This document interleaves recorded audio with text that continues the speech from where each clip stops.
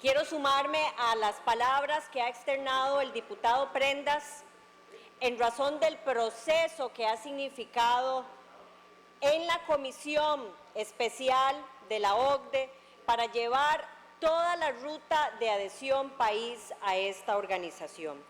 Y quiero reflexionar en primera instancia sobre lo que significa esta tarde convertir en ley de la República este proyecto de seguro de depósitos y resoluciones bancarias.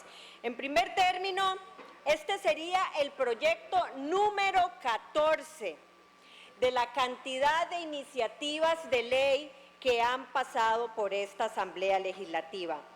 Todo el proceso de adhesión de los 22 comités que requiere el país aprobar y lograr, 10 acciones son de carácter legal.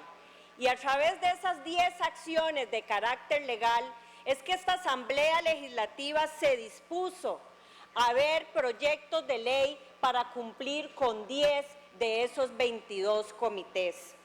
Hoy este proyecto de ley número 14 se suma a la cantidad de proyectos de ley que en 1 año y 3 meses la Comisión Especial de la OCDE se ha dado la tarea de revisar, analizar y dictaminar.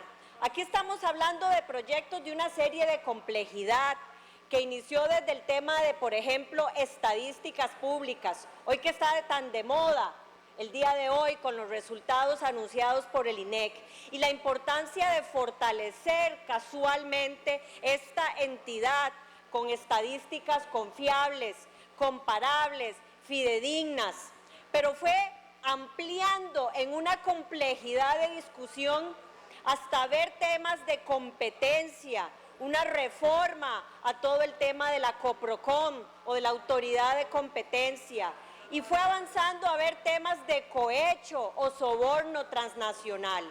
Y así, llegando el día de hoy a aprobar quizás uno de los proyectos más importantes en todo el proceso de adhesión a la OCDE. Y ya me voy a referir próximamente a qué significa este proceso de adhesión.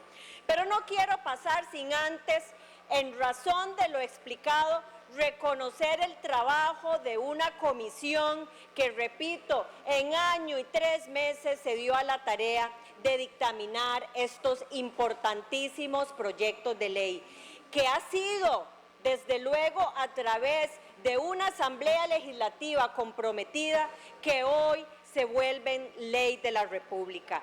Yo me sumo a las palabras de reconocimiento y de aplauso a los integrantes de esa Comisión Especial de la OCDE. Me sumo a reconocer ese trabajo serio y técnico que ha implicado todo este proceso de adhesión.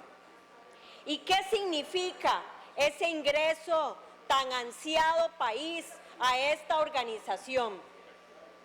Número 1, es una ventana enorme de oportunidad para abordar reformas de Estado pendientes. Ese tema, diputado Thompson, al que usted ha traído con bastante énfasis sobre la mesa.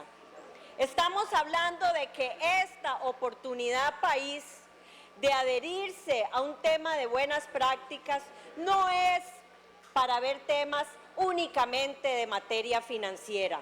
Desde luego que el país tenía una deuda para alcanzar los estándares mínimos en esos temas, y eso ha implicado que la mayor cantidad de proyectos de ley hayan ido en esa línea.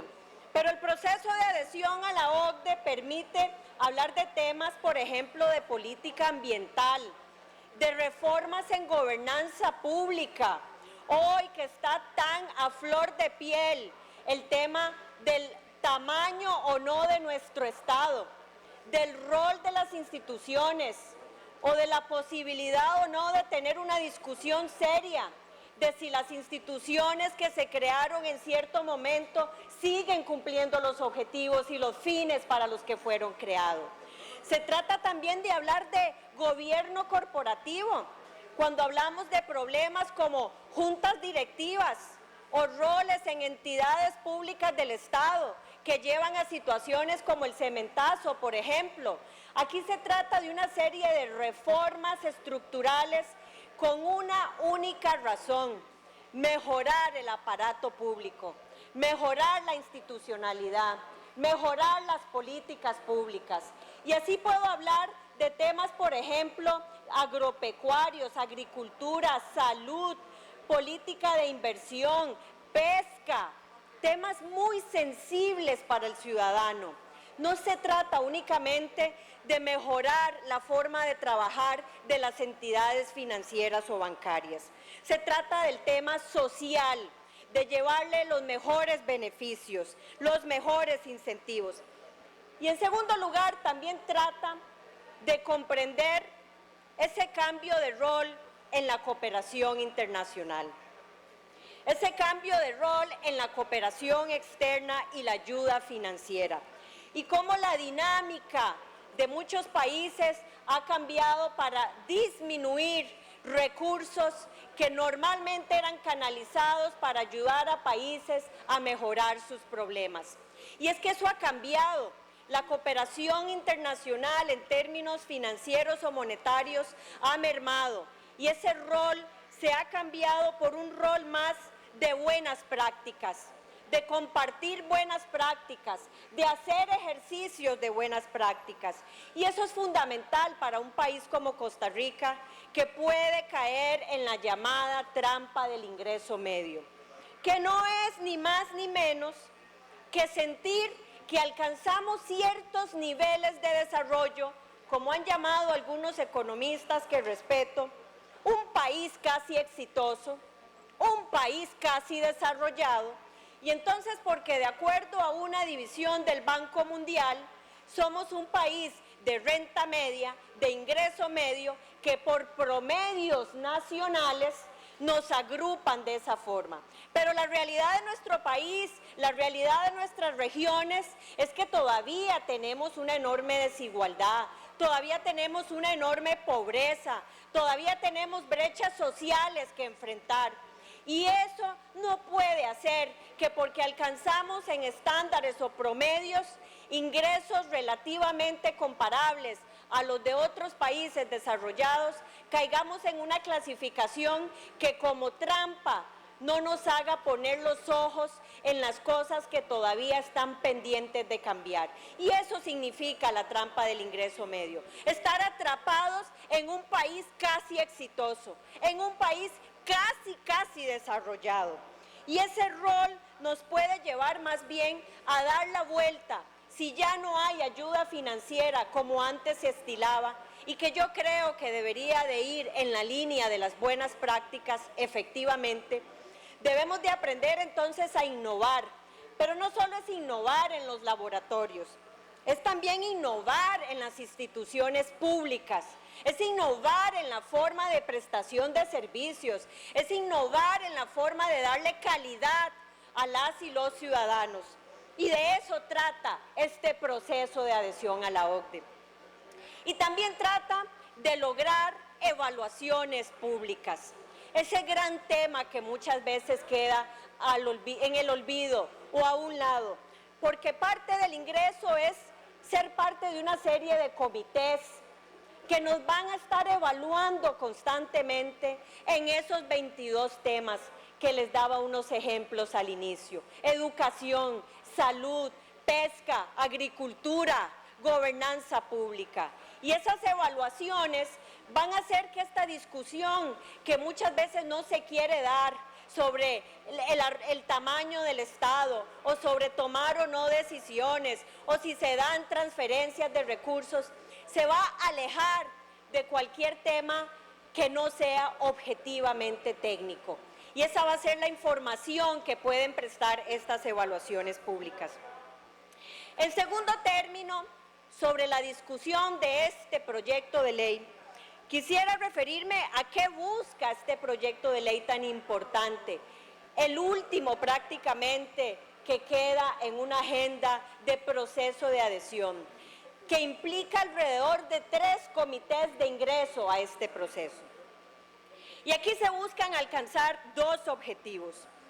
principalmente. El tema de la creación de un fondo de depósitos o un fondo de garantía de depósitos y el tema de las resoluciones bancarias. Y el objetivo es proteger a los ahorrantes, proteger a las personas que con esfuerzo llevan sus ahorros a las entidades financieras. Y de eso se trata, un tema de proteger a la población, un tema social, de permitirle a quien tenga ahorros en entidades financieras algún mecanismo de protección. Y eso sin duda se aplicaría, de acuerdo con este proyecto, en que cualquier ahorrante que entre en alguna institución con algún problema o condición de insolvencia pueda acceder con este fondo a tener 6 millones de colones garantizados. Eso representa más de un 80% de la cantidad de ahorros en nuestras instituciones de banca financiera o en las instituciones financieras del Estado y en las instituciones privadas. Así que estaríamos cubriendo con esto un grueso de la población que hoy ha confiado llevando sus ahorros, sus depósitos a las entidades financieras. Y eso no es porque se trate de algo que a futuro pueda suceder o de una situación remota que en algún momento podamos enfrentarnos. No, es que estos ejemplos que hemos visto, como el caso del Banco Anglo o de Bancrédito, no son ejemplos del siglo pasado o de una época lejana. Estos son ejemplos de reciente data en donde el Estado ha tenido que recurrir a dar solvencia al Banco Anglo, por ejemplo. O ahora que está tan de moda hablar, y tendremos al ministro para eso, para referirse a un déficit de un 7% casi. Bueno, mucho del argumento es el tema de la transferencia que se le hizo al Banco de Costa Rica, casualmente para cubrir el tema de Bancrédito. Y bueno, sobre eso es casualmente la importancia de contar con un seguro de depósitos, una garantía de depósitos, que no quita para nada la garantía del Estado, la garantía soberana del Estado que tienen las entidades o instituciones financieras del Estado y que van a seguir gozando de esa garantía del Estado.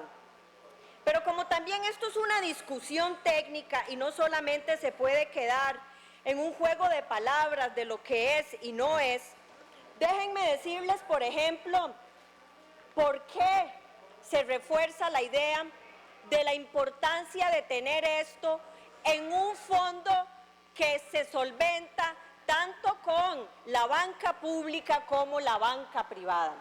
Y voy a referirme, por ejemplo, a lo que dijo el presidente del Banco Central cuando habló de la experiencia del Banco Anglo. Ahí señala el presidente en la comisión que casualmente hubo que acudir a préstamos del Banco Central para inyectar como prestamista de última instancia, y aquí estoy citando textualmente, para entrar en la insolvencia del Banco Anglo. Más aún, señala, hubo que recurrir a algo, porque no se había hecho en aquel momento del Banco Anglo la reforma a la ley orgánica del Banco Central, y se permitía en ese momento recurrir a algo que era parecido a lo que hoy llamamos letras del tesoro. Esto comenta el presidente del banco, que era financiamiento del Banco Central al gobierno para poder hacer frente a los depósitos del Banco Anglo, porque el gobierno con su presupuesto limitado en ese momento no podía hacerlo. Y así habla de que se financió en ese momento al Banco Anglo con 24.000 millones de colones. Fue la emisión de bonos que tuvo que cubrir el gobierno. ¿Saben cuánto significó eso en ese momento? Alrededor de un 4% del PIB, un 4% del Producto Interno Bruto. Fue lo que se tuvo que dar para acudir al tema de las pérdidas del Banco Anglo. Y agrega el ministro, entre una serie de cosas, que con la compra de bonos por parte del Banco Central, además no solo se tuvo un costo fiscal muy fuerte, sino que además se incurrió en un proceso inflacionario.